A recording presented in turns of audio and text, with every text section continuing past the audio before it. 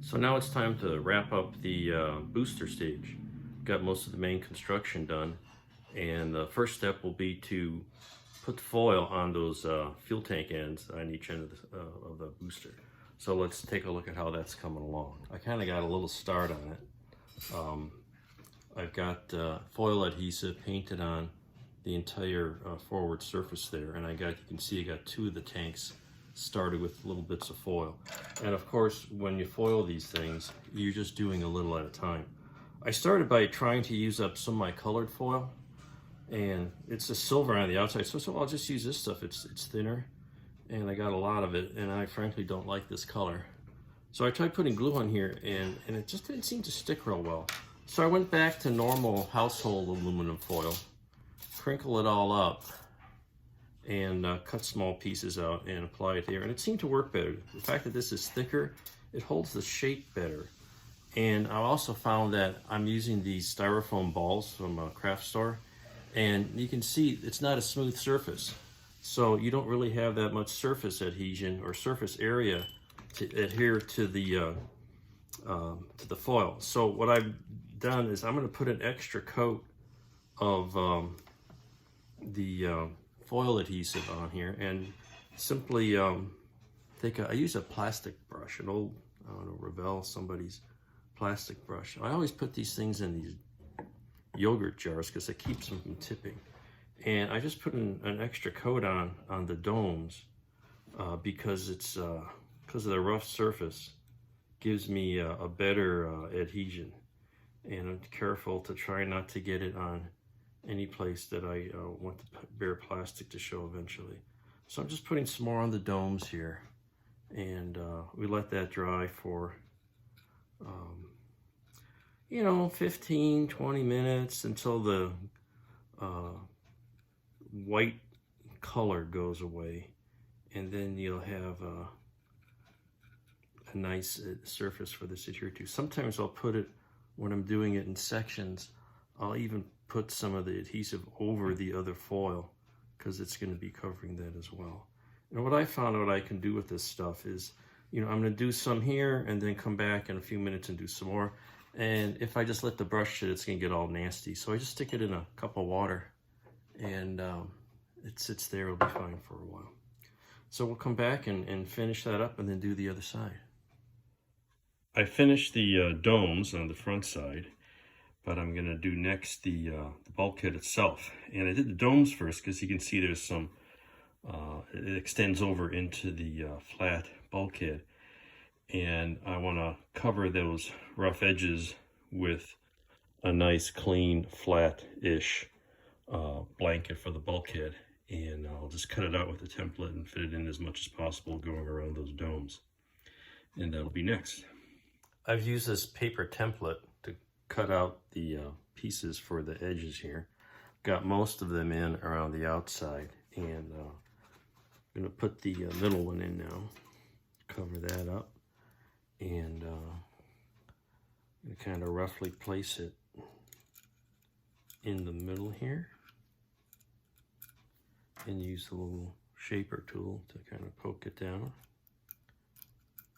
and fill in those gaps in the middle. Sometimes I'll go in and give the pieces a little guidance with the tweezers, and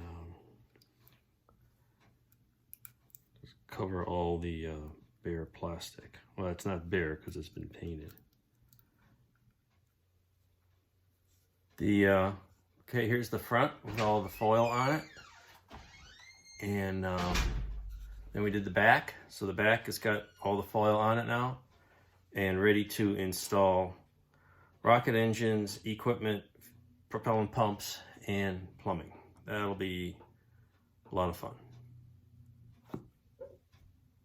I've got what I call the turbo pumps, or the pumps for the propellants mounted underneath this truss. That was kind of tricky because this thing sits this way and they're mounted and glued upside down.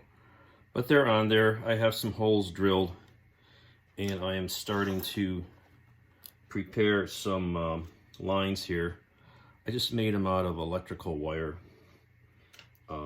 They were actually black. It's just wire like this that I painted a metallic color.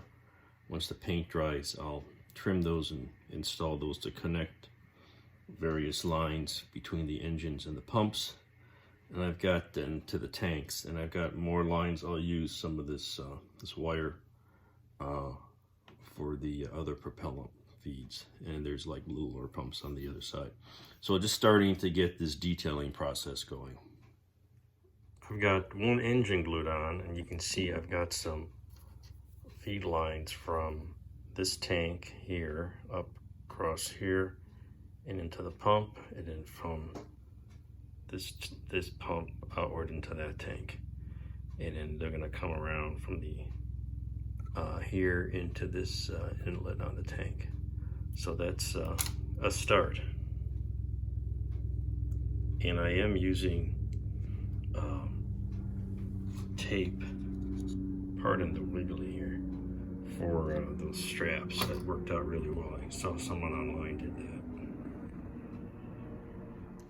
The second engine is glued on, and I've got all the well, the main plumbing from the tanks, all the tank plumbing to the inlets to the fuel pumps is connected. So, and then the main lines to the engine.